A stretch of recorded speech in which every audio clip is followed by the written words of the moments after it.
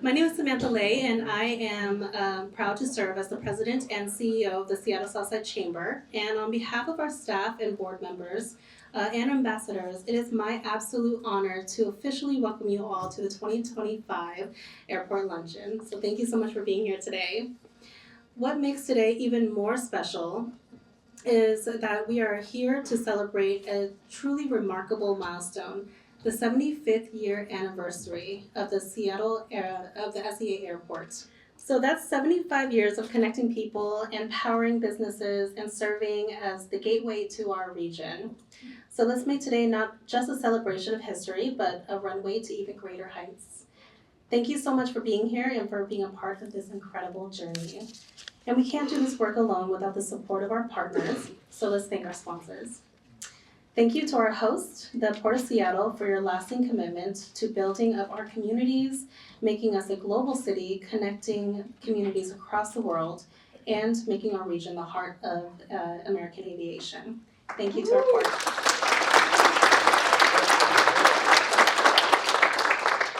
Thank you to our presenting sponsors, Explore Seattle Southside. If you're with Seattle Southside, will you please stand?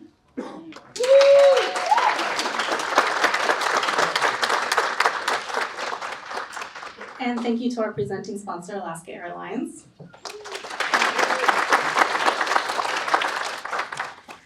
It is my great pleasure to introduce our keynote speaker today, a true leader in aviation industry and someone whose career is as inspiring as it is impactful. Please join me in welcoming the Chief Operating Officer of Seattle Tacoma International Airport, Arif Ghouse. So thank you for being here. Amazing group of people and a sold out event, so it's fantastic. We obviously couldn't be an airport without the business and the elected officials, etc., helping us be that success. So thank you for being here.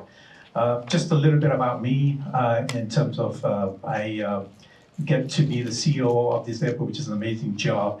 But when I go for my annual checkup, my physician always says to me, "You look so happy, but why is your blood pressure so high?" Right? So that pretty much sums up an airport manager's life. We love what we do. Can't wait to get to work in the mornings. I hate going home in the evenings, kind of like, so enjoy my job, but it can be incredibly demanding at times. So we want to talk about why we are so busy, what are we going to do about it, some of the long-term growth plans, and then at the end, I'm going to have someone else come up and give you a little love story. I know it's not February 14th yet, it's kind of a month early, but we wanted to give you a little love story about the airport. So let's get into why we are so busy. Well, we don't get to be busy on our own, just unilaterally, right? We're a busy airport because of what the community is asking for. It's the demand that's created by the people living in the region. And it's amazing to think that between 2010 and 2019, we added about 640,000 new residents in our areas. That's phenomenal growth. Of course, all of us feel that at times, right, with the traffic congestion and the competition for a house, etc. But that's because the people want to move here. We have obviously some of the really big names in the world represented in our region, and we've got to be very thankful for that. And not rest on our laurels either. To keep them over here, we've got to have a successful economy, and we believe the airport plays a role in that. And just some statistics that are just amazing, right? So we're anticipating ending 2024. We're still finalizing the numbers, and it'll be officially announced by our trade associations. But approximately 52 million passengers passed through SCA last year. We're the 11th busiest airport in North America, and just in the U.S. alone, there are approximately 550 commercial airports. So your asset over here is the 11th busiest in the U.S. in North America. Our annual economic impact is 22.5 billion, amazing amount of impact. And we have 93 non-stop domestic destinations.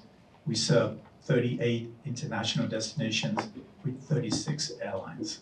And that's phenomenal growth. I first came to SEA in my first stint in 2000. And I remember friends I made in the region used to say, "You're not really an international airport." I said, "What do you mean?" They said, "Well, how many international non-stop direct flights do we have? I think back then we probably had like 7 or 9 or something. And they used to joke me, say, you're really a village, you're not a city. But look at now, from there we've come to 38 non-stop destinations. Just amazing. And then just going back to the growth and the trend, if you look on the top chart there, you can see that, as I said, we're ending 24 with about 52 million. And if you go all the way back to 2019, before COVID, we were just shy of 52 million. So we've finally recovered back to pre-COVID days. The cargo doesn't look the same. As you can tell, it's trending down and then back up a little bit last year. However, there was phenomenal cargo growth during COVID, and it was not really sustainable, right? And we saw basically a correction in that in the last couple of years, getting back into a more realistic growth. But it's still a growth area for us, and we're still investing in that. Last year, we launched 8 international services. And then this year, we're hoping to launch an additional 5. And let me tell you, launching an international service is not a matter of us just waking up one morning and saying, let's add another flight, let's go to one of our airlines, and yeah, let's put on another international destination. It can take literally years to build up the support, convince an airline, convince another country to serve your area, because there's a lot of competition out there. All the other major cities are doing the same thing, right? So I really want to recognize, first of all, our airport director, our CEO, who does a phenomenal job of going out and selling the airport internationally, and then the air service development group, who does all the legwork, all the number crunching and the setting up the meetings and so on. And so with that incredible amount of work, we've seen a huge amount of growth. And of course, we opened up the brand new arrivals facility just about 3 years ago now, is it? 3 years ago.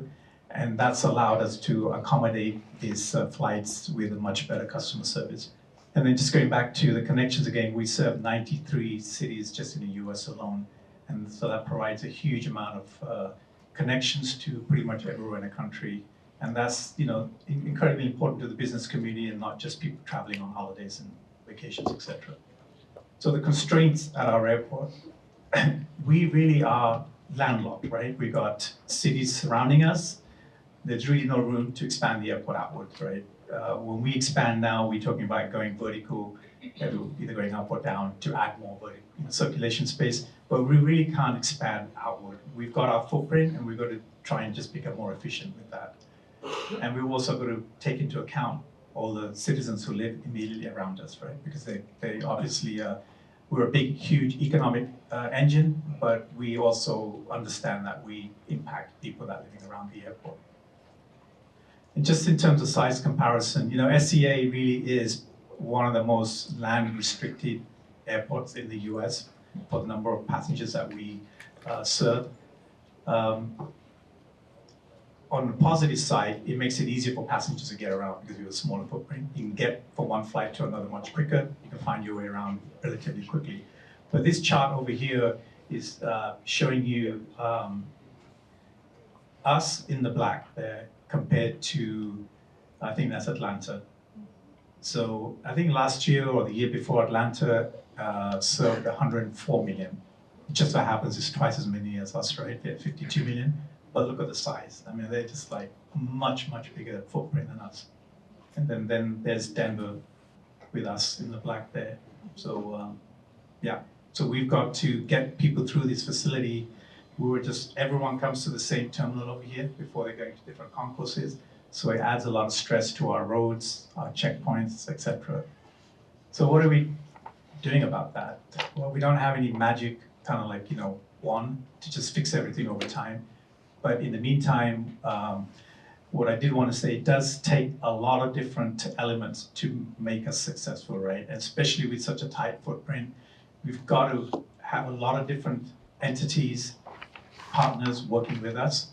And with that emphasis, we're actually, have a significant kind of ambitions, right? We want to be a 5-star Skytrax rating airport. We're currently a 4.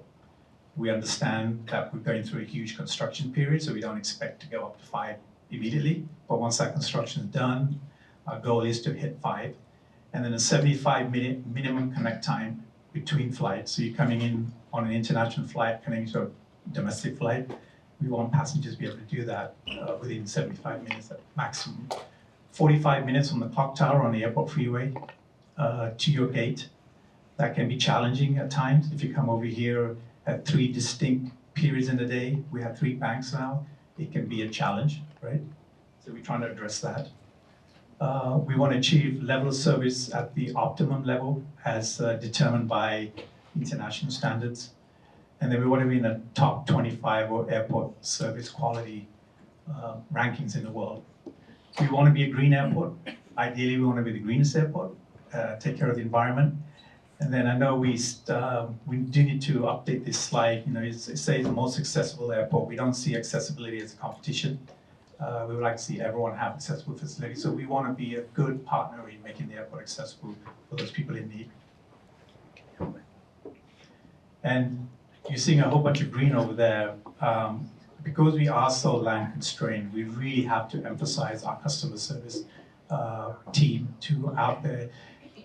You know, we have 3 groups of people really who wear the green out on the Terminal 4. Some are our employees, some are contract employees, and there's a large contingent of volunteers who come back. They're so passionate about the airport. But it takes all of them. We don't really like distinguish between them. If customers see someone in green, they can go and ask for help. But they're very essential to us, considering our constraints, to help the passenger make their journey through the airport.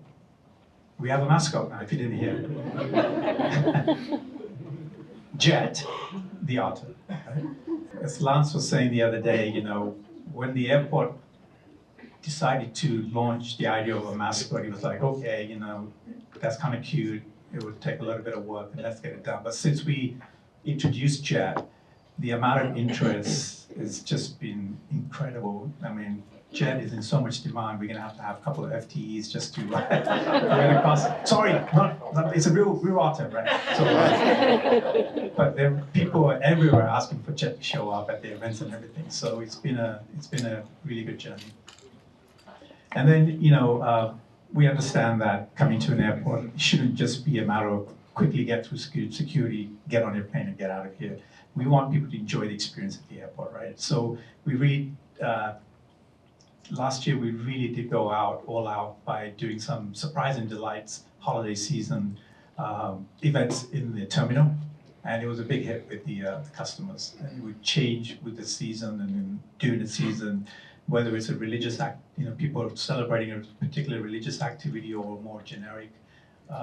We just wanted people to feel comfortable at the airport, that we do care about them.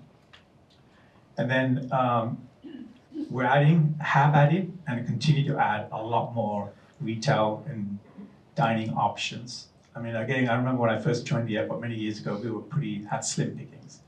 But now we have a huge amount of opportunity, you know, like options for people, and then we're adding more with our new construction that's going on. 9 lounges as well. I mean, I don't think we could build enough airline lounges.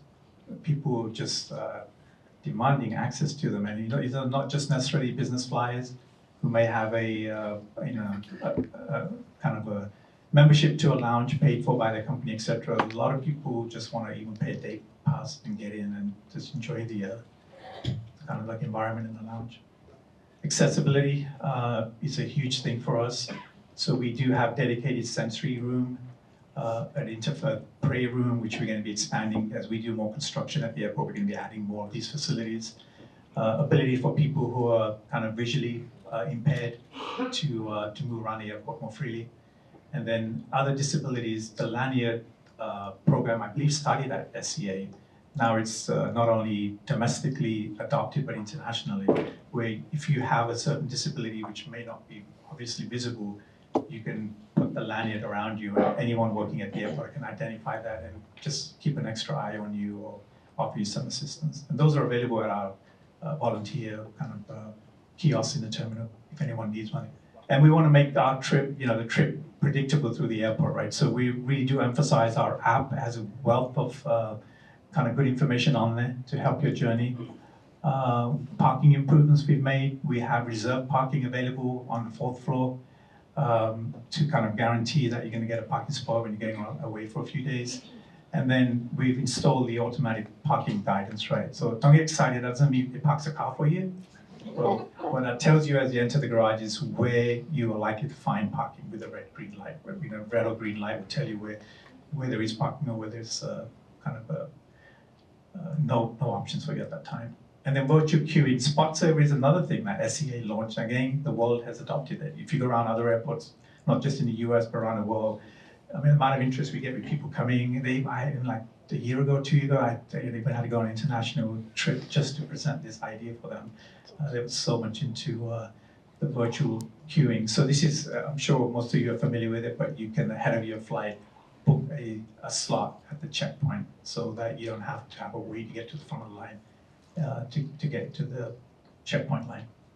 I think Lance made me put this slide in there. Yeah, we've got, we are blessed to have 3 years in a row. We've been voted best airport in the US by Skytrax or Star Rating.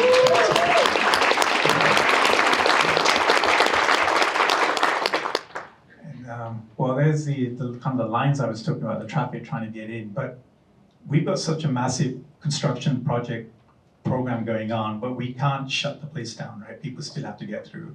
So I used to say it's like flying an aeroplane while you're building the engine, but Lance has kind of trumped me on that now. He likes to say it's like doing heart surgery while someone's running a marathon, right? So yeah, I mean, it's that's why we ask for a lot of patience from our customers, because you can't avoid it. As soon as you come into the airport freeway until you get to the gate, you're going to encounter some kind of traffic. This is just showing about a dozen projects that we're doing as part of our 4.4 billion CIP capital improvement program that we have launched already. I'm just going to touch on a couple of these. We talked about, you saw the video there of the roadway improvements. This is going to add dedicated lanes, like 2 lanes going up to the upper drive for departures, 2 lanes for arrivals. Okay, I can slow down a bit.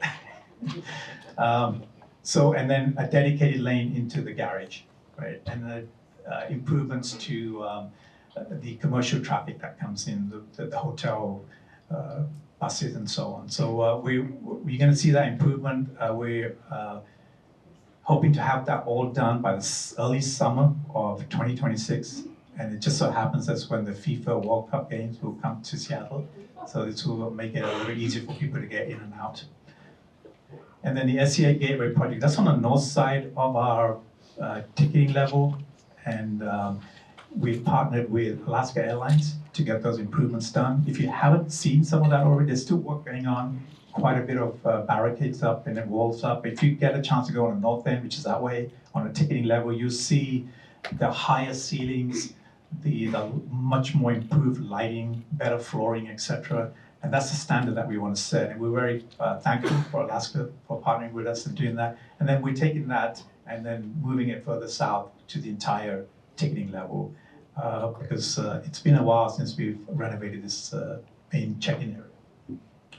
And then an additional checkpoint. If you standing outside here on the mezzanine, look down, you see a checkpoint, which was checkpoint 1, which is pre-check. The idea was to close that down and build a new checkpoint downstairs, which is in the arrivals hall for international flights, but make it much bigger than what it is up on a check-in level right now. But like I said earlier on, we're really pushed to the limit with our checkpoint ability, right? Especially until last summer where we did some changes and that really helped. So what we've decided now is to add this additional checkpoint downstairs and then continue operating the one up here as well. And we feel that will give us plenty of capacity for years to come. And then restrooms. I know that's an area that people have strong feelings about. Everybody wants to go into a nice, spacious, clean restroom. And we've got a significant capital program going through the airport to update all our restrooms. And the new ones look like this. And then this is a quick video for our project that we're doing to expand the seat concourse, which is going to look absolutely beautiful. It's adding, is it another 3 floors or 4 floors, John? It's adding, but we're adding 4 additional floors. When I mentioned earlier on, we have to go vertically, right? So this is a perfect example of us adding more circulation space. We'll be able to add more retail and dining options, more lounges, but it's gonna be a really beautiful facility for the customers to enjoy. A lot of natural light, and we're also going to have a floor upstairs where you can an unobstructed view of the airfield in kind of an open area. And then our south concourse, if you've been using the airport for some time, you may remember it being referred as the south satellite. And then we have the north satellite. We renamed those concourses now. So the south concourse is one of our oldest facilities and it hasn't been touched for many, many years. So we're going to completely gut it and rebuild it. But because we don't have the luxury of shutting things down completely, because we don't know where to move the people and the aeroplanes, we're going to do it in phases. And we're going to aim not to lose more than 3 international gates at a time for wide-body aeroplanes. But that's also going to be of the equal kind of like standard to what I just showed you. See, concourse is just artists pretend, kind of like displays here, but it's going to be a much more open space, greater kind of line of sight, very contemporary and modern and open space. I think where people really enjoy that. I mentioned earlier on we opened up the new International Arrivals Hall. That's where the immigration and customs takes place. But a lot of our flights arrive at the South Concourse, which is like 50 plus years old. So we want to be able to, as soon as you get off the plane, we want people to have a nice experience and not just have to wait until you get to immigration and customs clearance. And then planning for the future. So what I just went through is part of our primarily, the capital program of roughly $5 billion that we're spending. But then looking to the future, we have to look to the airport master plan to kind of add any kind of meaningful capacity, right? Everything else that I talked about doesn't add new capacity for passengers and aeroplanes. It just makes the experience a lot better. So our sustainable airport master plan has 31 near-term projects, and it ranges from the airfield to the terminal to the roadway, and working with our airline partners as well. Just 4 listed over here would be a kind of this is pretty significant for us to change the geometry of a portion of the airfield, which will make airplane taxiing a lot more efficient because there's a little choke point down there right now. Adding to our ground transportation area. And then the second terminal, that's the real big one, right? So we're anticipating a second terminal if the plan gets approved. And that would add 19 additional aircraft gates. And that would finally give us the ability to split traffic coming into the airport between 2 terminals, right? So not everyone has to show up at this one terminal and clog up the roads. And then off-site cargo, all our cargo right now, not just the airplanes coming here, but all the handling of the boxes and crates and everything is all done on the airfield footprint. So we move that further out to make room for the second terminal and then make cargo operations more efficient. So we have submitted our environmental assessment review and the analysis that was done for that to the federal government. That was done last quarter. We're now waiting for the FAA to come back with the determination. And if we get a favorable determination, and then we move into the next phase, which is getting the EIS done, environmental impact statement for the state. And then once those are approved, we can then anticipate kind of going to our commission to get permission to actually go ahead and build those 31 projects. So I want to just open it up for any questions that you may have. Thank you for your time. This is really informative. I'm so glad I got to see this. How do we help you spread the word? Have you developed any kind of short like YouTube video or other stuff that those who are in our communities a lot and talk can answer, like, look all the stuff that's coming and look what's going to happen, and we should be really excited for our region's airport. And how do we help you spread this beyond this room? Sure, thank you. I share videos from our, if you go on YouTube, for example, you just Google, on YouTube, just do search upgrade SEA. You'll see a ton of videos on there. If you go to our website too, we have a whole page on the upgrade. You can share the videos from there. I do that with my friends and so on, and they're kind of amazed at what's happening at the airport. It also addresses some of the concerns that people have, complaints about congestion and everything, and that's what we do to address it. Thank you. Yeah. Does your master plan also include Painfield? No, this is the SCA master plan. Painfield is doing their own master plan. Okay. And I'm not sure if they've submitted it or they get close to it, but each airport does their own master plan. Hi, my question is just around immigration and ICE. Will they be allowed to come to the airport? Period. That's the only question. Are you talking about in terms of the recent events and deportations and so on. Okay, so I mean, immigration and ICE and customs, law enforcement, whether it's FBI, TSA, they're all already here, right? Because they have a daily function here at the airport. But what you're talking about is something that we're all trying to understand more about. It's just happened and certain executive orders have been issued, and everyone's trying to get clarity on what those mean, right? And ultimately, those decisions will be left up to jurisdictions and elected officials to decide what they want to do in their areas. But right, as an airport managers, we're here to facilitate the movement of people and aircraft and vehicles and so on. So we're going to stick to our mission, and then see what happens in terms of other federal actions that may happen based on more clarity down the road. We don't have that information. I would infer that what you're talking about is mostly near term and intermediate term. And that longer term, that we hit a wall in terms of what we can accomplish here. And you're trying to compensate for that in the meantime by building up. That longer term issue was in front of the legislature a couple of times in the last 5 or 6 years and kind of imploded. How soon do we need a decision on what happens after you're able to do this, and how long will it take to implement whatever they come up with, whether it's expansion of some of the other facilities or Greenfield Airport or whatever it is? And I'm asking from the perspective of wondering what beyond the intermediate term impacts there might be on commerce and travelers if that longer term issue isn't timely addressed. Just trying to think further down the road. By the way, thanks for this presentation. It's great. Yeah, you're welcome. Before COVID, the analysis, and this wasn't our analysis, this was outside people doing the analysis for the region, said that by 2040 we would need the ability to handle as much capacity as Sea-Tac had at that point, right? COVID slowed things down, but as you can tell, we're back where we were now, but we're a few years behind in terms of the growth. We take a regional approach, right? And so we feel that our sustainable airport master plan, if implemented, could get us into like the mid-60s in terms of passenger numbers. And at that point, we feel that the level of service would degrade to a point that we wouldn't find it acceptable, right? To keep adding more. When you say mid-60s, you're talking mid-60 million, not mid-2060, Correct. right? Yeah, mid-60s in terms of passenger numbers annually, right? So we support the idea of additional growth at other locations other than SCA.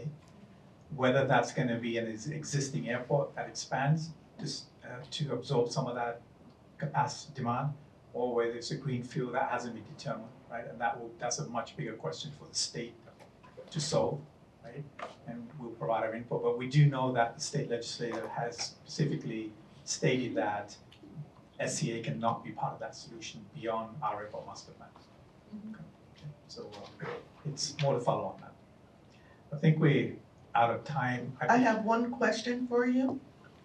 I'm over here to your left. Okay. Hi, Hi. my name is Yolanda, and I fly at Sea-Tac all the time, and I use a wheelchair.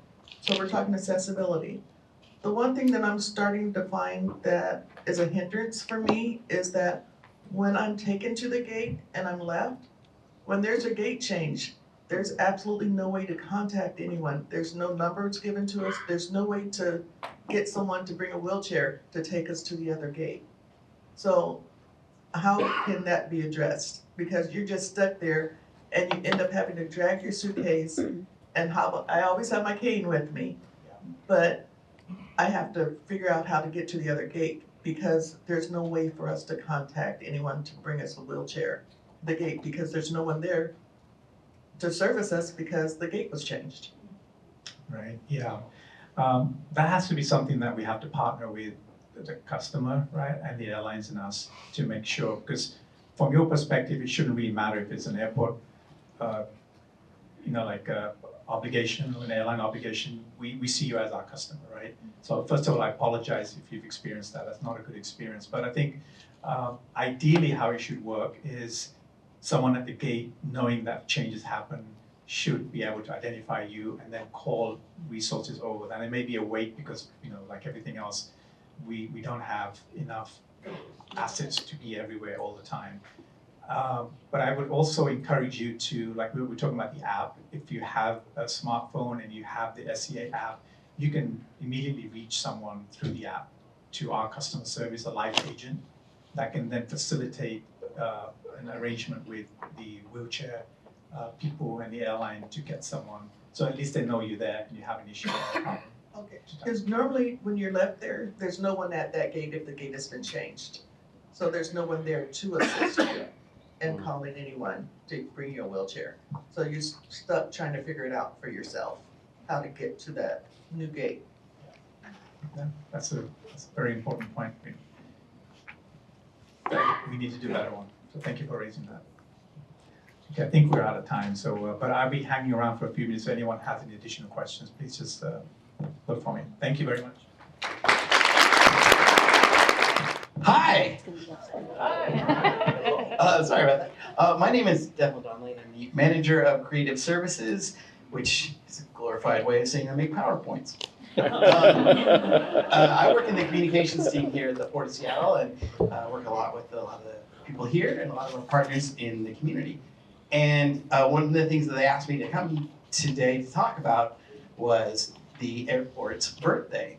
And this was 1949, this opening July 9th, 75 years ago as of 2024. But still our birthday, right, this year. We would be about here, I think. So this is the original terminal. And if you go to, and if you were asking about where you can watch the videos, if you go to the Port of Seattle's YouTube channel, all these historical videos will show here, plus all the stamp stuff. It's all there. You can find all of it in just look up Port of Seattle on YouTube. So there's a video where you can actually take a little tour with our PIO Perry Cooper, and we go up here, and you can actually see some of the existing terminal. So this was 1949. 30,000 people came to see the opening of the airport, because you can know how this was a premier gateway. This is a premier aviation gateway, which sort of mirrored the premier maritime gateways that the Port of Seattle operated, which our colleague Linda Springman can tell you all about in her section about our cruise terminals. But when this was built, this put Seattle on the map. People from all over came to it, mayors, governors. This was a huge deal. And we wanted to celebrate that this year. So we did a lot of celebrations with some of our partner organizations. We did a lot of, and one of my favorite things that we did, there's our logo, it's 75 years, is we updated our book. So you can find it at fine bookstores everywhere to learn more about the history of the Port of Seattle. And we wanted to have a special emphasis on the airport. And so if you look that up, there's a lot more information that brings it up to date as of to 2024. But one of the things that was really exciting about this project was we did a documentary series, which is on the YouTube channel. And I'm going to share one of the videos here in just a minute with you. But one of the great things, we didn't want to do a series that was just sort of a boring, narrative. This happened in 1922, and then this happened, and this happened, and this happened. We want to tell the stories through the people who built this place, who operated this place, who are our neighbors and our friends and our partners. And sometimes the people that let us know when we're doing things wrong. So that's what you can see in the series. And one of the great things about this series for me was that we got to meet a lot of kindred spirits in the communities that are interested in history and keeping it alive and keeping it accessible for this generation and generations to come. And just like to call out a few people that are here, Jennifer and Dave and Nancy from the Highline Heritage Museum and Ted from the Museum of Flight. They were really helpful, so thank you all so much for helping us. So they're all amazing folks, and they run amazing institutions, so definitely check them out. But this is so the Elevated series. We've done a bunch of different series, a bunch of different episodes about the wildlife program, about recycling, about the third runway, about some protests in the 60s that happened here. But this episode, the one that I'm going to show you, is my personal favorite. It's 13,000 years in the making. My understanding is they had a few issues because they were in a pit down in a hole that was, so they're just digging and pulling up bone after bone after bone, and they find about 60% of the bones of the animal, which is really high. We kind of had a place in the house for that claw. It was like kept up a way where we couldn't really ruin it or break it or anything. We knew it was special to him. This is a very local story. This is belonging to the Highland region and to the airport history. And so that's the mission of what we do, tell the stories. And it's like, okay, where are those unique things that nobody else has it? And this is one of those stories.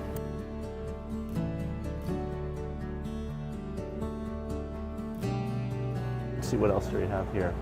I'm looking, oh, there's that one, that's about as good as you get. These are ammonites, so these are the relatives of squid. So they're extinct relatives of squid. They're, they're producing, there's just lots and lots of shells. These are like any invertebrate, there's lots of individuals. They die, they collect on the bottom of the shallow sea and accumulate, eventually get fossilized. The 1962 World's Fair brought people from all over the world. In 1961, people were frantically trying to build the Space Needle in time for the opening of the fair, and there was a lot done in a short amount of time, and Sea-Tac, SEA Airport, was part of that. They extended the runway in 1960 and 61 to make sure that they would be prepared for the big influx of visitors who would be coming to Seattle and the Northwest through the airport. It was one of those kind of places that you had to have what we call mats to get a crane in because it's too much, you'll sink. We're about 500 feet from the road at the end of the runway, and we're putting out landing towers so that the plane can follow them in. And so here we are out in the swamp now. And we had dug down because the reason that we actually found the sloth was we thought it was a bison. We didn't see the claws till later. So in February of 1961, Gordon Simmons was working on a lighting tower out on one of the runways. And as he's deep down in this hole, about 15 feet deep, 14 feet deep, he uncovers some bones. And at first he thinks, well, maybe these are cow bones, a really large cow. But he then reaches out to the Burke Museum on the University of Washington campus. They send an archaeologist and a paleontologist out. And over the next week or so, they excavate this animal. And I thought, gee, that must be an old cow or something. And I thought, oh no, that's too deep to be an old cow.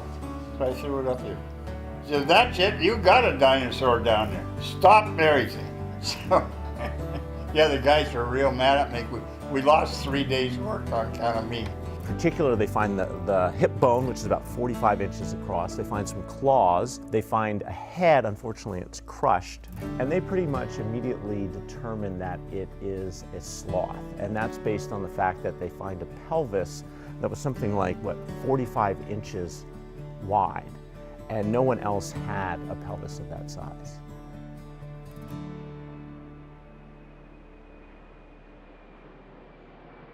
So as this big tower here on our left, where people initially found the fossil of the sloth. So as you can see with the big structure, they had to dig down. They were down about 14 feet deep in the hole. So animal probably weighed a little over a ton. They were about the size of a horse. They had this massive barrel chest, sort of short, compact legs. They were covered in fur. They had very long claws. The scientific name is megalonyx, which means great claw. We got a picture in the Times for holding up this 10,000-year-old bison. You know, when they got the claws in, they found out it was no bison. Really, I really had no clue what it would be like. I know I just had a view of a tower coming up in like a single pole, and yeah, I really had no clue as to what it was gonna look like. It makes sense if they were 14 feet deep, they had to be digging down for a big structure, and obviously this thing is massive. I mean, it was special. This was a special thing that he liked. You know, he could have just ignored it and they would have poured the thing and nobody ever would have known. Because when they excavate after the sheet to get all the material out to build the form, you know, all that material's in the dump truck and it's gone, you know. You know, he had to see it and then make some noise about it. It was just a part of his life to go out and discover things.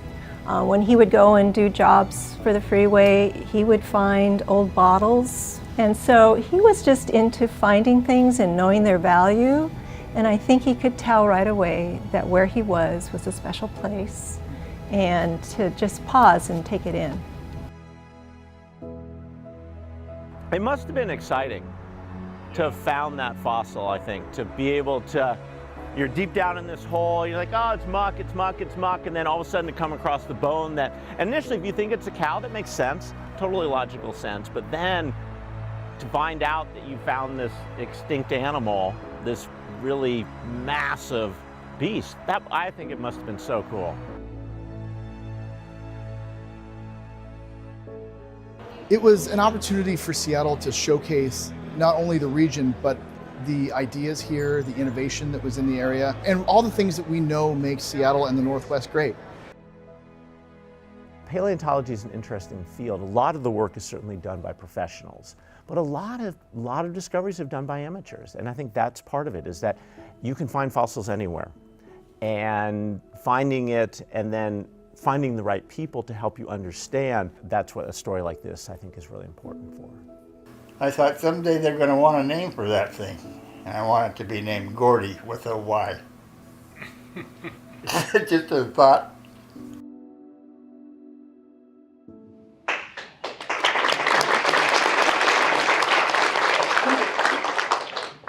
Right, so I know you're thinking, where's the love story?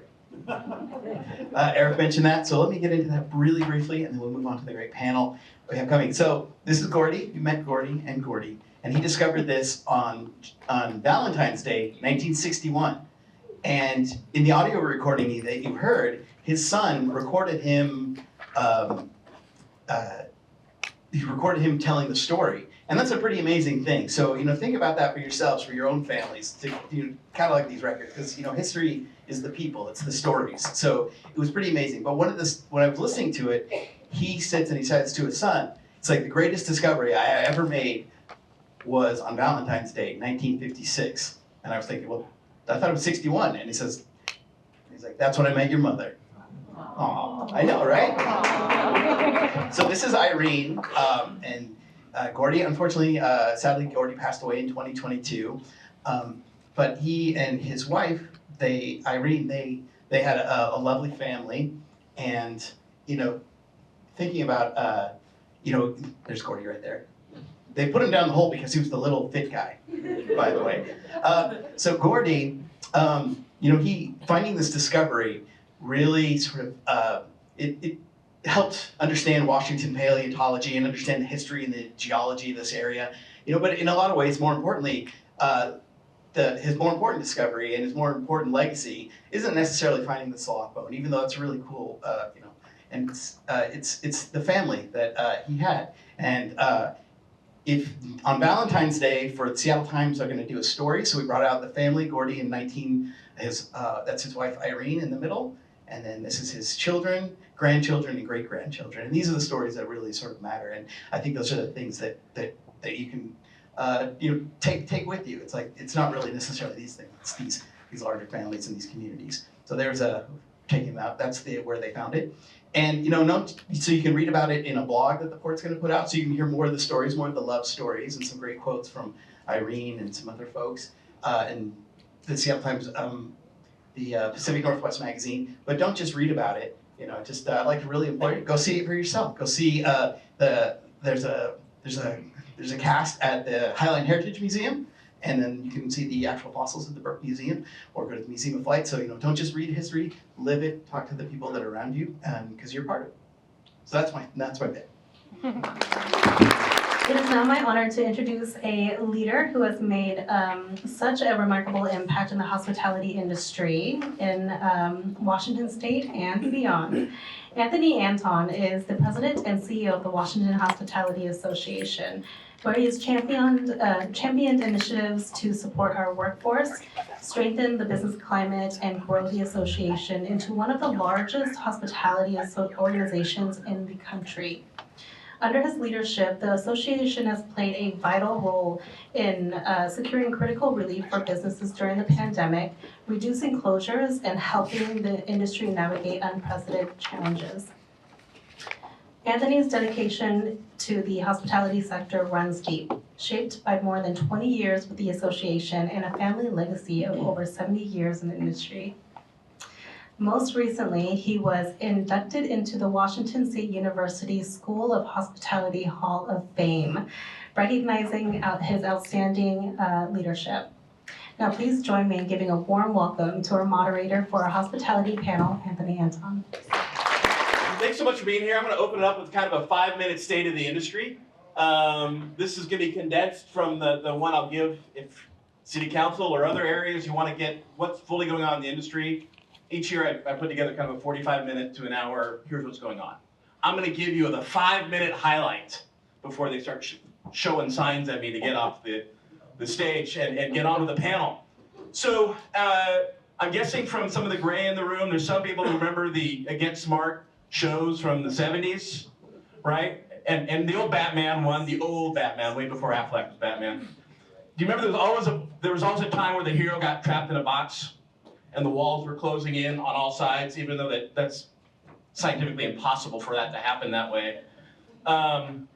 That's the theme of this year's State of the Industry, and the things around us are changing. And so 2025 is going to be a year where the industry is going to have to reinvent itself. We're beyond the conversation, we're beyond theory, we're at the crossroads. The industry is going to have to redo what it is. I'm going to briefly describe the why, but this is the 5-minute version. So if I'm going too quickly, I'm sorry. On one side, we all saw the inflation. We all know the costs that have incurred. Costs have increased at a really high rate. And this wall has come in at us really, really quickly. On the other side, we have COVID that took out most of our reserves. So when we had to make up change, we could dip back. Maybe money was set aside for a rainy day. And the reality is all that rainy day occurred during COVID. We're out of reserves. And there was a national study done. It's done about every 5 years. It was the first one done post-COVID. And the profit margin for Washington restaurants is 60% lower than the national average, or 1.5%. So your average restaurant that does $1.1 million, you invest your life savings to make $16,000 a year. That's no longer sustainable. And so the reserves and the margin are gone, and that wall is closing in on us. We'll make changes. Well, we've made several changes to get there. We employ 3 fewer people per restaurant than the national average, about 20% less. We have adjusted our hours. We have about 15 to 18% higher costs than the rest of the country on average. We've made a lot of changes, and all the ones we know instinctively to make are made. I can see the hospitality people like, yeah, so far I'm doing okay. But what really changed in 2024 is the customer's appetite for higher prices changed. So if you took an economic class and you all remember price elasticity, the customers are like, whoa, too much. And that was an e-brake on trying to make slow change to, crap, here we are. And so 2025, we just have to change.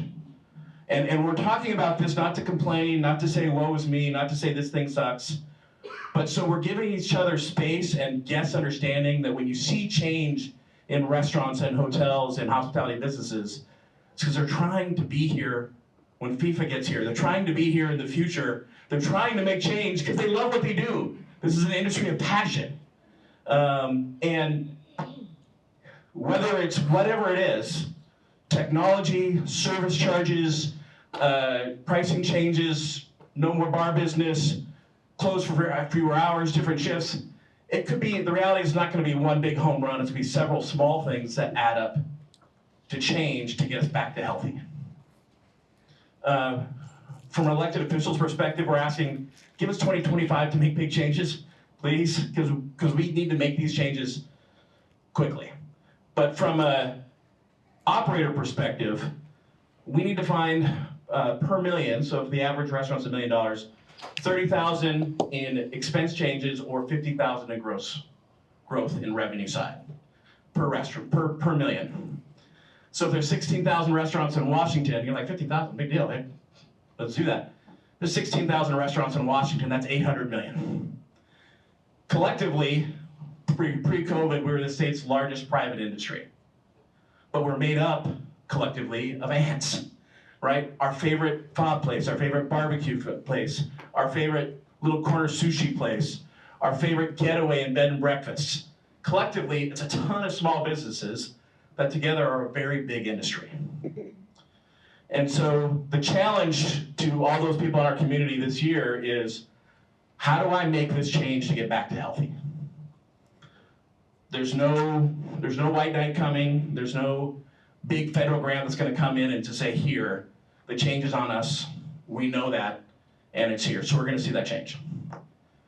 Why am I acting excited? Because one of the things we can do is raise revenue, and one of the best ways we can do that is drive tourism.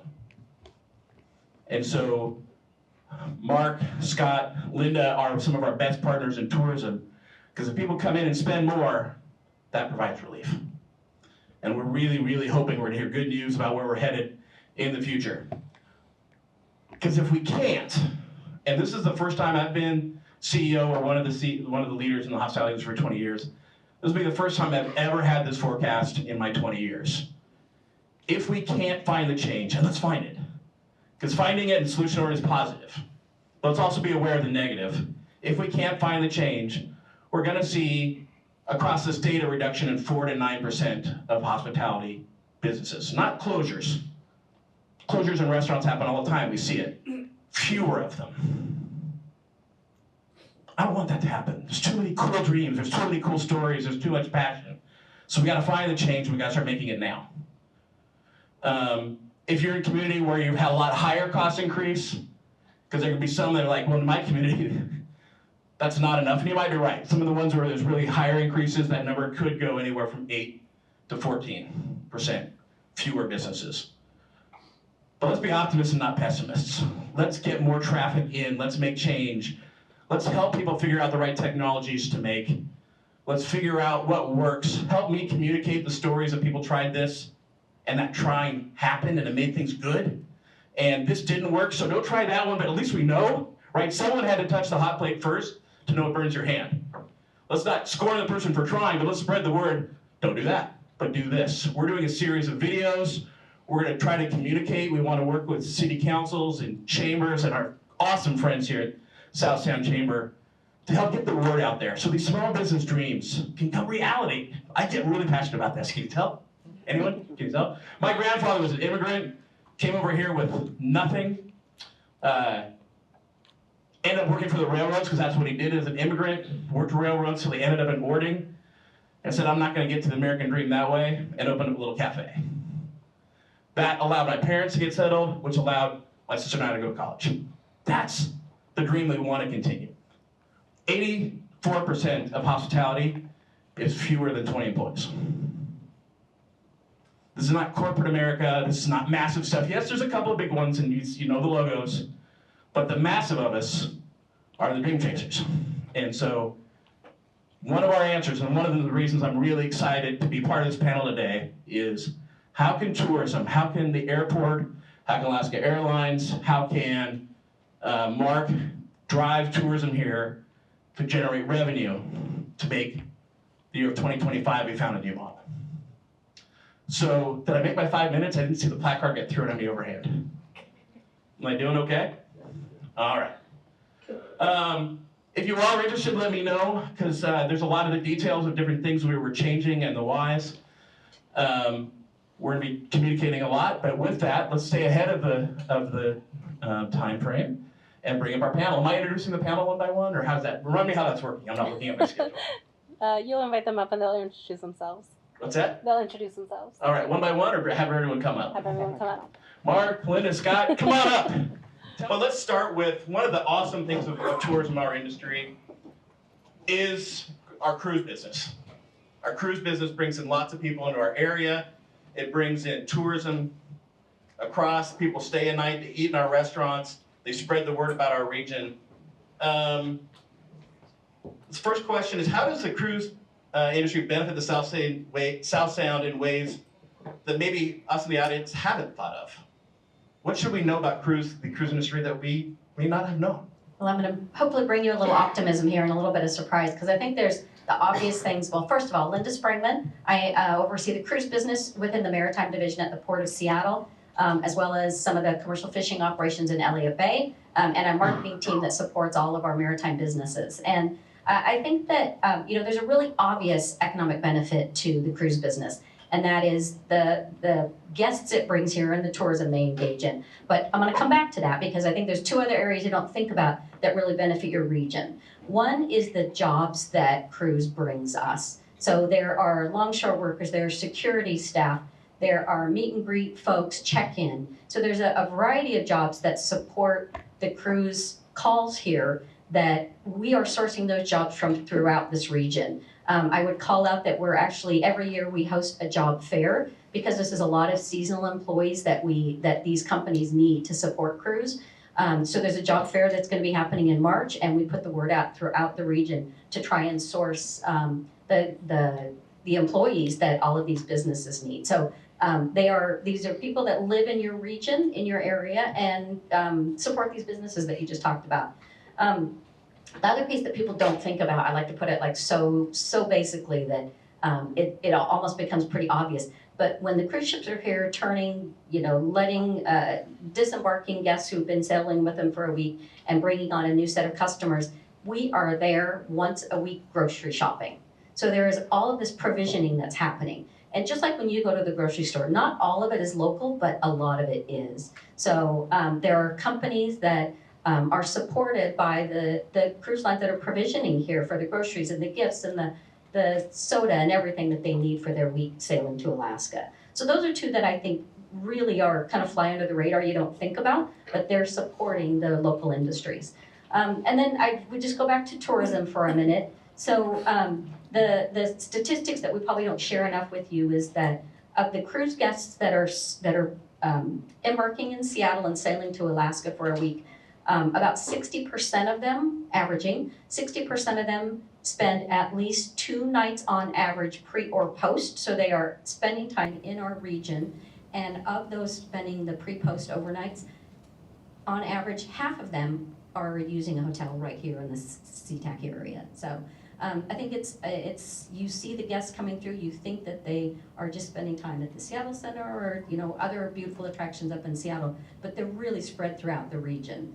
And then I would just add one other thing. I'll save the outlook of the customers for you, but depending on where the guests are coming from, they stay longer. So as we get new customers cruising that are brands that are internationally sourcing, those guests tend to stay more than that 2 days. So we should see that number increase as we get more international business.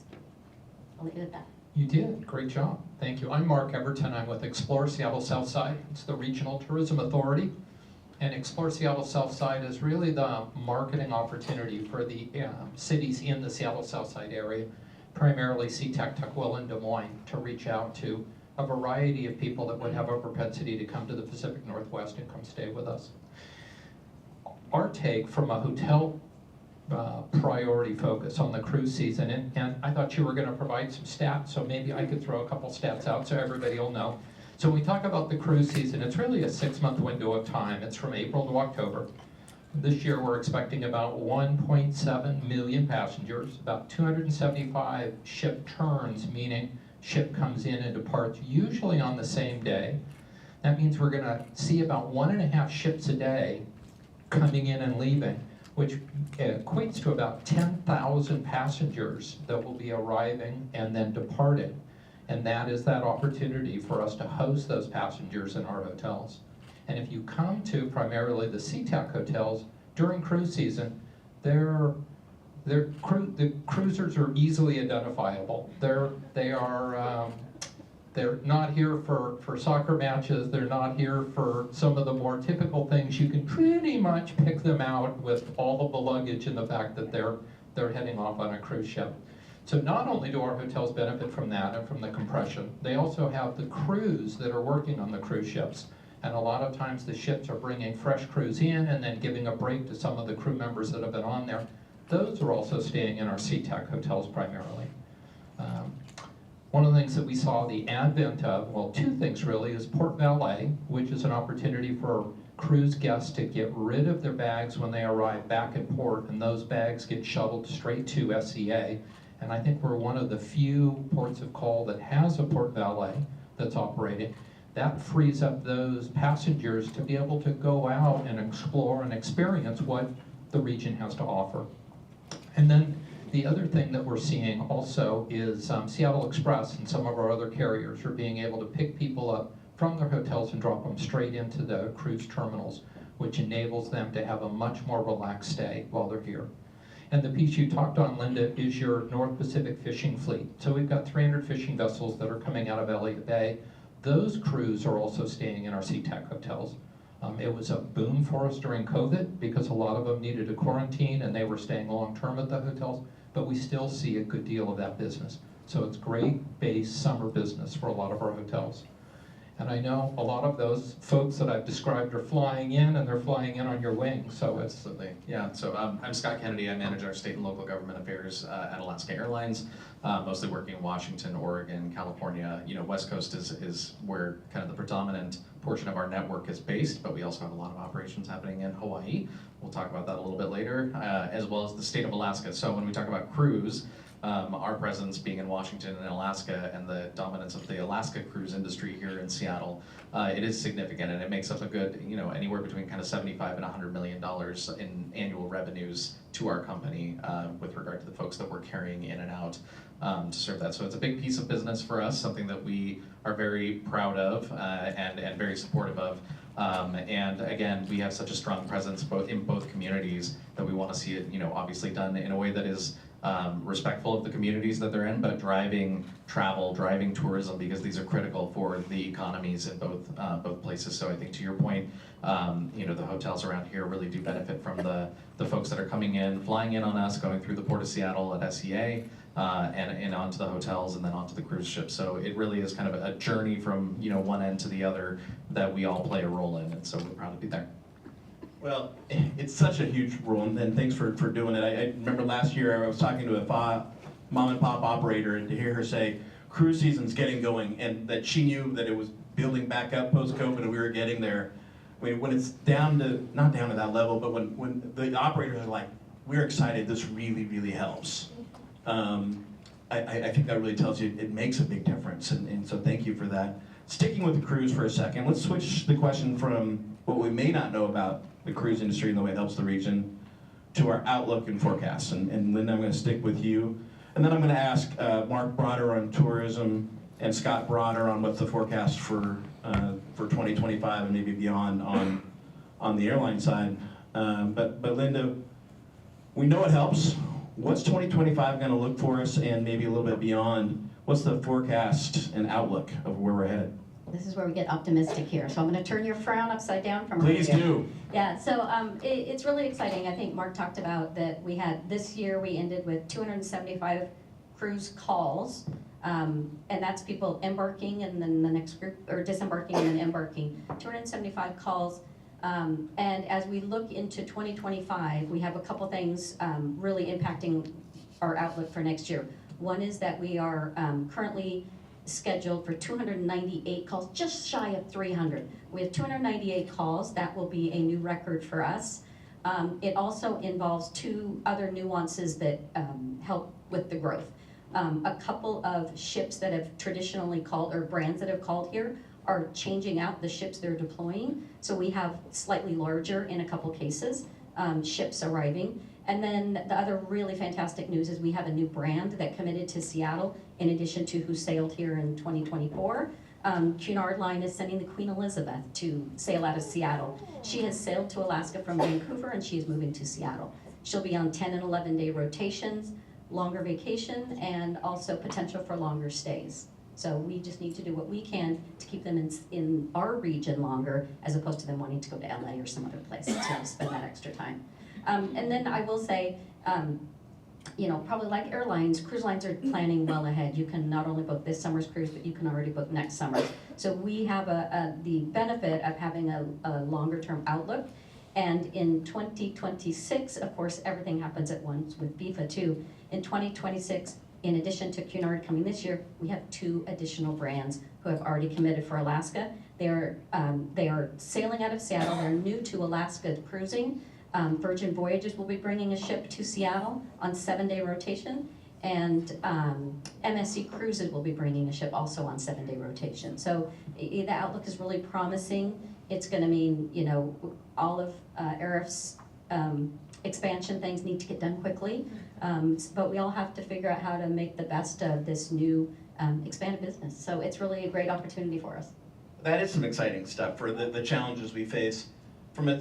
Is there a percentage of, I don't know the right vernacular of what you call each person who books a cruise, but is there a percentage increase of bookings that you're expecting for 2025 versus 2024? Yeah, you know, for the industry, summer is when the kids are all on vacation. So Alaska is one of the highest occupancy rates.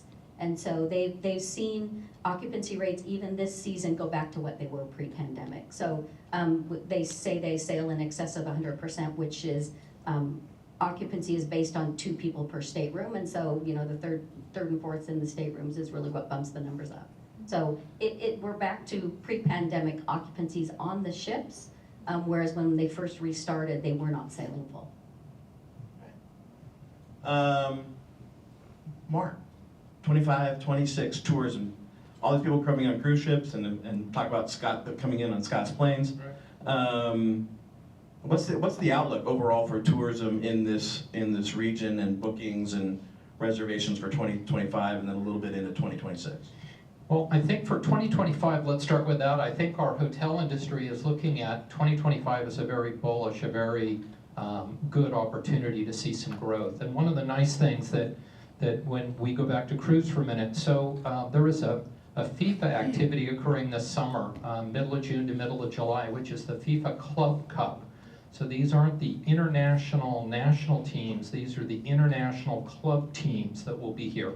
And the Sounders qualified not because they're one of the host teams, but they qualified because they actually won their division or their conference, and so they qualified like the others did. So, and unlike the 4 venues that we're going to have in 26, there's only 2 on the West Coast. So there's Lumen Field and there's the Rose Bowl. And the teams that we're going to have that will be playing in Lumen Field are from Japan, Brazil, France, Italy, and Spain. And what we know about international travelers is they vacation for a lot longer period of time. And so for a lot of these people that will be coming for the Club Cup, a great opportunity will be to go to Alaska because they really won't have any other opportunity to do that. So we expect to see them here in the region for probably about a 2-week duration with a cruise, hopefully in the middle of it, around their matches. Let's talk a little bit about kind of the performance this year and what we're looking for next year, just to give you an idea.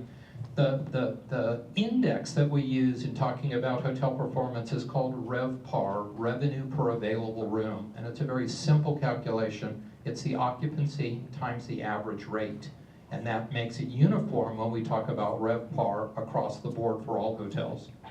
The statewide RevPAR increased about 5% this past year, 24 over 23.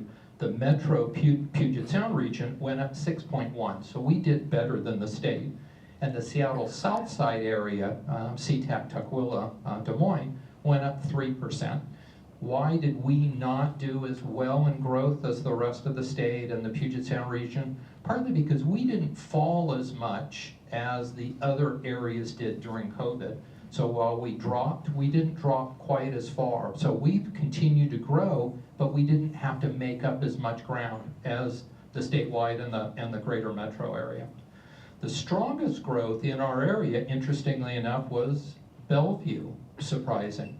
And Bellevue is doing extremely well. Bellevue's growth this past year was over 16%.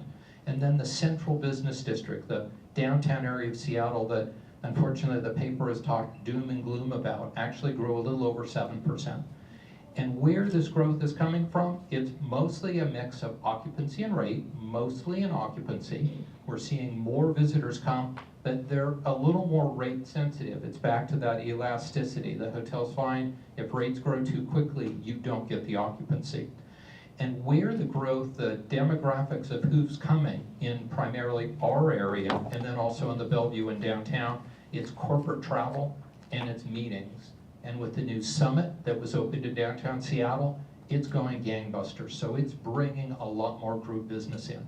And what's nice for us is the better Bellevue and downtown does, that's more compression, and we see more rooms down here. So it's really not a competition. It's not us versus them. It's what's good for downtown is good for us. What's good for Bellevue is great for us. Can I ask a quick follow-up, Mark? Sure. Am I on? There we go. The industry has been like, stop comparing ourselves to the year before because of COVID, and it was so messy for different reasons.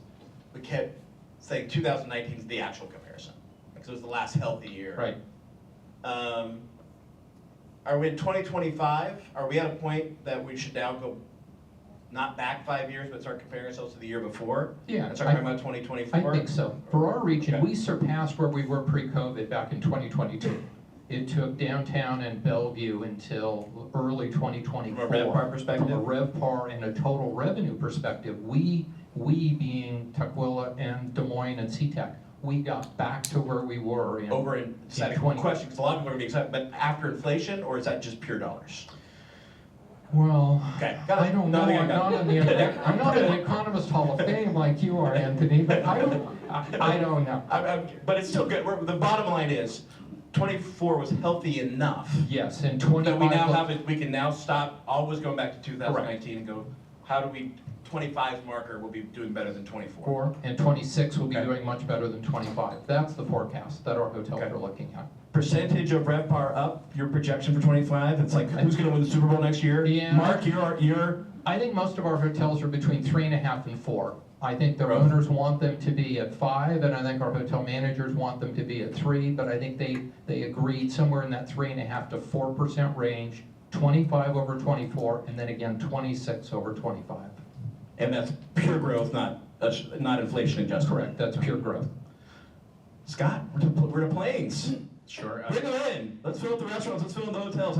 What's it going to look like for us? I'll start this by saying, please don't ask me percentage numbers. I mean, I'm not that guy. That's not fair. He has to. I have too many spreadsheets. No, there's a lot of exciting things on the horizon. So maybe going back a little bit, right, COVID, I think we've all touched on it a little bit, the impacts, right, and digging out from that. And, travel came back rapidly and I think surprisingly, primarily on the leisure side. Business was very sluggish, and really it wasn't until the last year and a half that we saw business really starting to come back to pre-pandemic levels. And I would say that now we're about there, right? So we're fully recovered in that with that regard, which is exciting.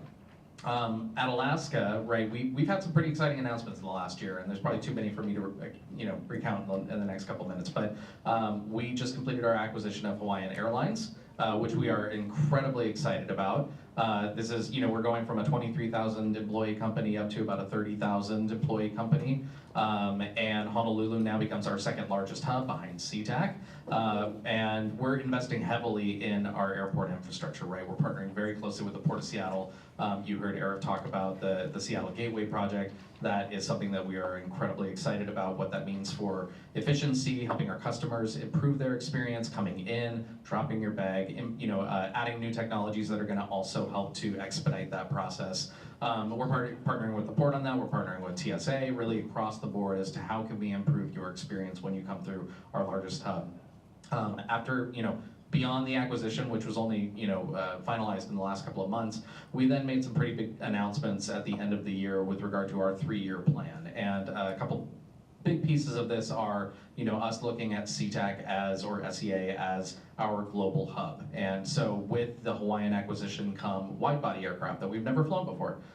We've been primarily a Boeing 737 company for a long time, plus some Airbuses with Virgin. Now we're kind of a mixed fleet again with Hawaiian, but that brings the A330 into our fleet. And so we're going to be launching this year, you saw it on a chart earlier, direct wide-body service between SEA and Tokyo, as well as Seoul, and those are occurring later this year. It's our first time going that far. I mean, we're so excited about it. Our pilots are incredibly excited about it, our flight crews. And it really opens up, this acquisition opens up the world to us, and SEA, as our largest hub, we're about 50% of the passengers coming through SEA on a daily basis through Alaska, Horizon, now Hawaiian, and this really opens up the world in an even grander way. I think we've been really supportive with our international partners starting service at SEA in the past several years. That's been a huge part of our business and driving that, the benefits to our customers.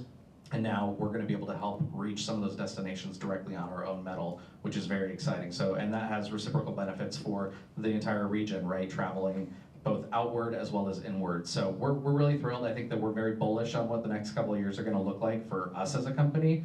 It's a very competitive industry. I know that it seems like there's a few players in there, but price competition is incredibly difficult and challenging. I could never be a part of our network planning team. The amount of just brains that are happening behind the scenes and making that system work is incredible. But we're also facing high costs, and you mentioned that earlier too, right? Fuel, labor, right? And we're over 80% of our employees are part of a union too, so we have excellent collective bargaining agreements that are providing really great benefits to our employees. With the addition of that is added cost, right? Those are things that are pressures on us and the revenues that we ultimately come out with. So we're excited to keep it up. I think we've got exciting things on the horizon. Hopefully some more announcements in the coming year of new international destinations down the line, and I'll leave it at that. See, I was hoping you would all bring me up because I sometimes have to deal with the negative. And you're basically, from a volume perspective, all three of your, for lack of a term, SKUs anticipate a better volume in 25 and 24. And that's awesome, and it's great news for all of us. Let's stick with positive news. We talked about World's Fair and all the transformation the World's Fair was going to have. I honestly don't remember this much buzz around an international event as FIFA and coming up. How excited is your area for what FIFA is going to bring to us, and what should we know from your perspective to get the region prepared for FIFA? And I think we only have like 3 or 4 minutes each, so just a couple of, 1 minute or so each, and then we'll be out of time. So FIFA, how excited should we be, and what should we prepare for? I think everybody should be incredibly excited, both for the 25 FIFA and that's also for the big one, the 2026 FIFA. We've got some resources for you. If you'll go to SeattleSouthside.com and look for FIFA Ready or FIFA World Cup, you will find we have a landing page where we're constantly updating it with information from small businesses to employers to everybody else to know about venues and dates and information that's being released by FIFA, which is coming out like a water torture. It's coming out drip by drip, but we're collecting it all and putting it on that page. We've also got a webinar. The next one is scheduled for February 11th, and you're all welcome to be on that webinar. And just one other 10-second pitch. Sydney and I were on a call today with Skagit County commissioners. They wanted to pick our brains about FIFA and get more information. So the entire West Coast is fired up and excited about what's happening. So it's fun. Cruz, what do you think? Are you excited about FIFA as Mark is? Personally, I'm a FIFA super fan, so I'm very excited about it. From a cruise perspective, I'm a little nervous. We're staying very close to our airport brethren here to make sure we understand the impact that they are planning for. And we have for over a year been making sure the cruise lines know there will be 6 matches here, and here are the dates, and so go out and get your hotel space now, because what we don't want to see is that average of 2 nights stay for 60% of the people to drop because they can't stay because there's no space. And if that happens, we think that'll just be temporary, and we'll still get those averages around FIFA. Bring us home. Yeah, generally very excited about it, right? A lot of the folks that are coming in are going to be flying on us or one of our competitors into the region, and that means good things, I think, for everybody, right? I think that there are a lot of unknowns, and so there's going to be a lot of planning between now and then. It's hard to walk into any room with any business association where FIFA is not one of the topics that everyone's discussing. For us operationally, I think, Linda mentioned it earlier, right, is making sure that some of the projects that are underway right now get completed on time. So the SEA Gateway project, that north end lobby, is slated for completion in 2026 ahead of FIFA, and we need to keep that, right? So we're going to work very closely with our partners at the port, make sure that happens. We're excited about it. It's on track. And yeah, I think we're really excited. Well, thank you each for your optimism and for all the work you do for our communities and hospitality and being great partners. And so thank you very much.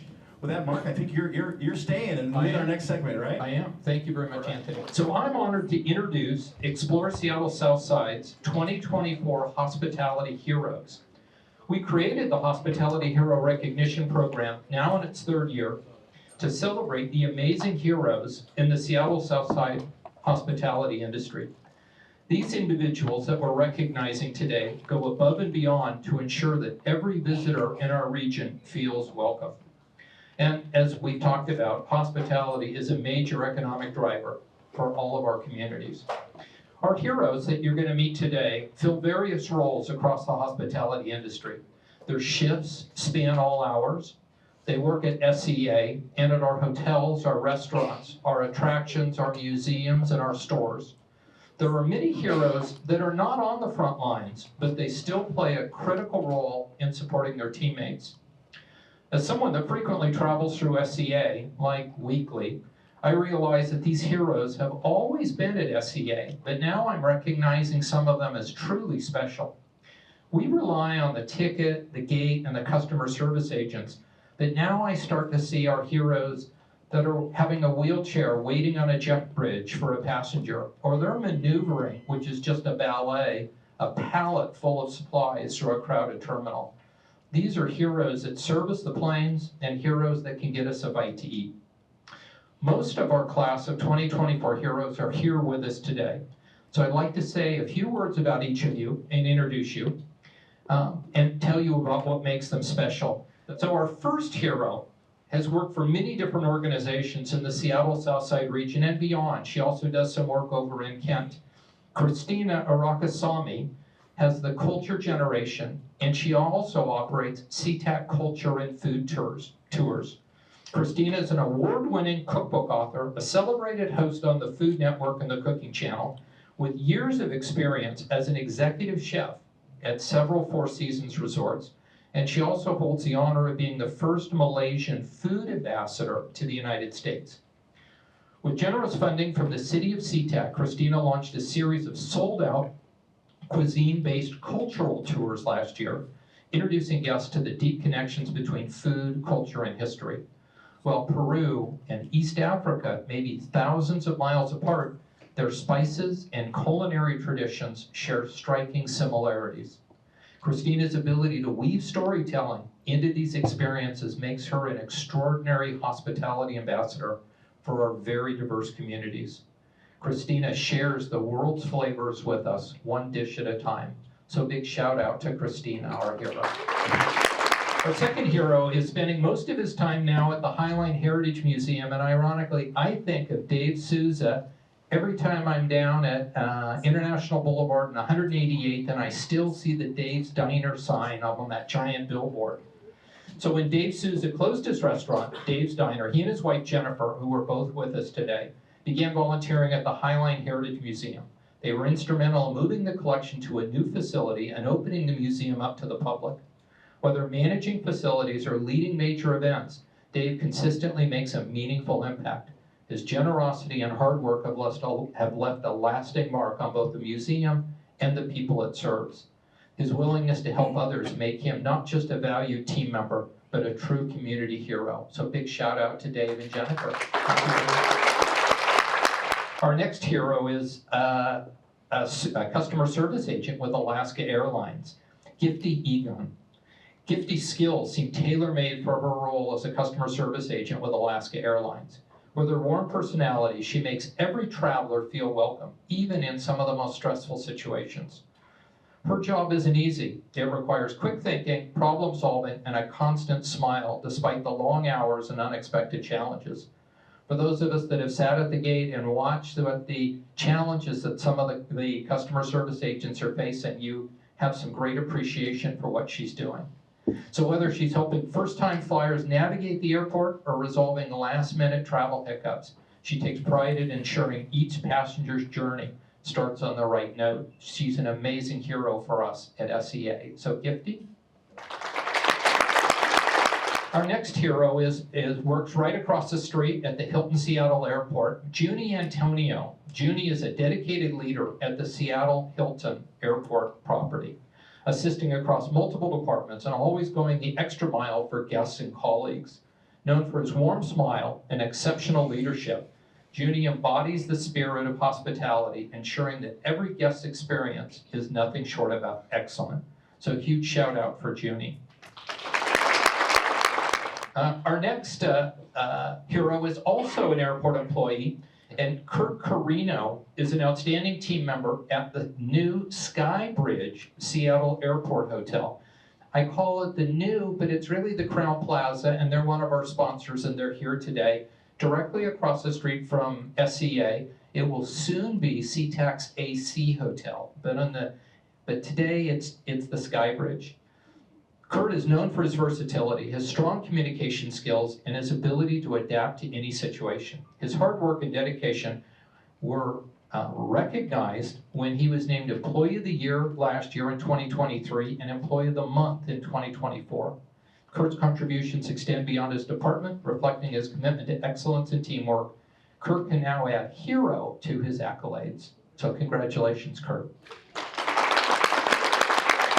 Our next hero is Mehdi Jamali, and Mehdi isn't with us today, but Mehdi and his family run the Tawakal Supermarket and Halal Grocery and Deli and Zane Bakery and Cafe, which are on International Boulevard in the north part of Sea-Tac. After immigrating from Somalia in the 1990s, the Mehdi family opened up Tawakal Supermarket, Sea-Tac's first Somali-owned grocery and one of the first of its kind in the region. Zane Deli and Bakery is a hidden gem, serving up delicious East African dishes alongside fresh baked pastries. One of Christina's stops on her food tour, Mehdi's place is where culture, community, and cuisine come together, creating a true sense of home for all who walk through the doors. So big shout out to Zane and to Mehdi, and a wonderful place to go get authentic East African groceries, and also to grab a bite to eat. So please stop by when you get a chance. Our next hero works here at the Port of Seattle, and it's Mi Young Hee G. And Mi Young Hee's dedication and work ethic shine through in everything she does as a pathfinder here at the Port of Seattle. You saw the pathfinders earlier in their green vests and green shirts. She helps navigate the fast-paced airport environment and does that by applying patience, adaptability, and an unwavering commitment to customer service, qualities that she embodies. Her ability to handle stressful situations with grace and professionalism makes her an invaluable part of the team. So congratulations. Thank you very much. Our next hero is another hotel manager, and Saviance Smiley works at the Sea-Tac Airport hotels and with BMI Hospitality Management. So as the director of sales for BMI, she oversees 4 of Sea-Tac's busiest hotels: the Aloft, the Fairfield Inn, the Holiday Inn and Suites, and the Hampton Inn and Suites. 4 hotels, that's amazing. However, her impact extends far beyond these properties. She's a true ambassador for the entire Southside region. Saviance attends trade shows across the country, passionately promoting the area's hospitality scene. She doesn't just sell her 4 hotels, she sells the entire experience of staying in Sea-Tac. Whether greeting planners at SEA Airport or representing the region at national conferences, her energy and enthusiasm are unmatched. Keeping up with Saviance, and I can attest to that, is no easy feat, but her dedication to showcasing the best of Southside hospitality is truly inspiring. So thank you very much, Saviance. And I'm just really pleased to be able to announce our 9th and final hero. This gentleman works with the City of Des Moines, Scott Wilkins. Scott has been at the City of Des Moines for over 29 years. Scott Wilkins has dedicated his career to creating a thriving, safe, and accessible waterfront for residents and visitors alike. Scott is the harbor master at the Des Moines Marina. Scott is not only a respected leader in his field, but also serves on the board of directors of the Pacific Coast Congress of Harbor Masters and Port Managers. The team, I can tell you, the team at the Des Moines Marina absolutely adores Scott, which is an amazing testament for being a harbor master to have your team absolutely adore you. His passion for service extends far beyond the marina as he continuously seeks ways to make a lasting impact on the community he calls home. Way to go, Scott. Thank you very much. I hope this year's heroes will inspire you to nominate your favorite hero for our upcoming 2025 Hospitality Heroes. There's a QR code on your table that you can take with you. You're welcome to take it if nobody else wants to take it, and take it back to your office. And if you've got somebody you want to nominate, you can go ahead and do the nominations now. And at the Chamber's SEA event coming up this fall, we will announce our 2025 Hospitality Heroes. All right, so come on up, everybody. Thank you so much.